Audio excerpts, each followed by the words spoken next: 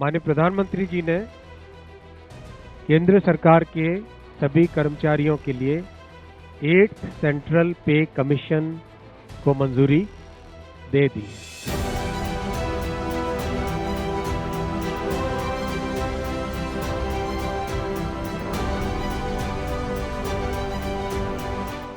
केंद्र सरकार ने सरकारी कर्मचारियों को बड़ी सौगात दी है। केंद्रीय कैबिनेट ने 8वें वेतन आयोग के गठन को मंजूरी दे दी है। 8वां वेतन आयोग केंद्र कर्मचारियों की सैलरी, भत्ते, पेंशन और अन्य लाभों की समीक्षा करेगा। आयोग इन सभी की समीक्षा करने के बाद कर्मचारियों के वेतन में बढ़ोतरी की सिफारिश करेगा। ये वेतन आयोग 2026 तक अपनी रिपोर्ट सौंपेगा। फिलहाल देश में 7वां वेतन आयोग लागू है, जो 2026 में समाप्त होगा, जिससे पहले केंद्र सरकार के कर्मचारियों के वेतन में संशोधन के लिए 8वें वेतन आयोग का गठन किया गया। वेतन आयोग का गठन आमतौर पर 10 साल में किया जाता है। फिलहाल केंद्र सरकार के कर्मचारियों और पेंशनर्स को 7वें वेतन आयोग की सिफारिशों के आधार पर वेतन मिलता है।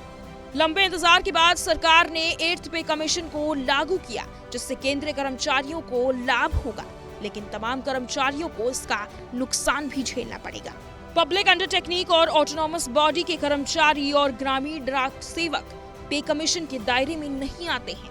इन कर्मचारियों को 8th पे कमीशन का लाभ नहीं मिलेगा। इसके अलावा कुछ स्पेसिफिक कर्मचारी जैसे कि हाई कोर्ट और सुप्रीम कोर्ट के जज भी पे कमीशन के दायरे से बाहर होते हैं। इनके वेतन और भत्ते अलग नियम और कानून के तहत तय होते हैं। ऐसे में इन पर 8वां पे कमीशन लागू नहीं होता है। 8वें पे कमीशन के तहत केंद्रीय कर्मचारियों की बेसिक सैलरी 18,000 रुपए से बढ़कर 34,560 रुपए हो जाएगी।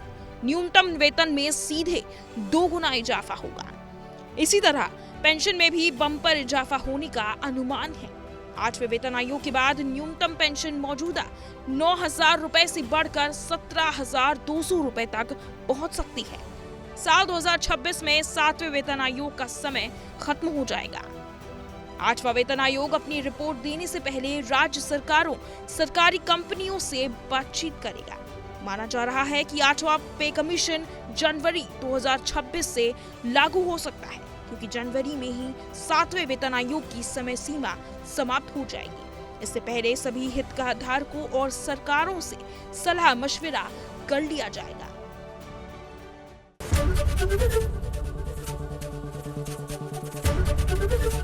एबीपी गंगा, खबर आपकी, जुबान आपकी।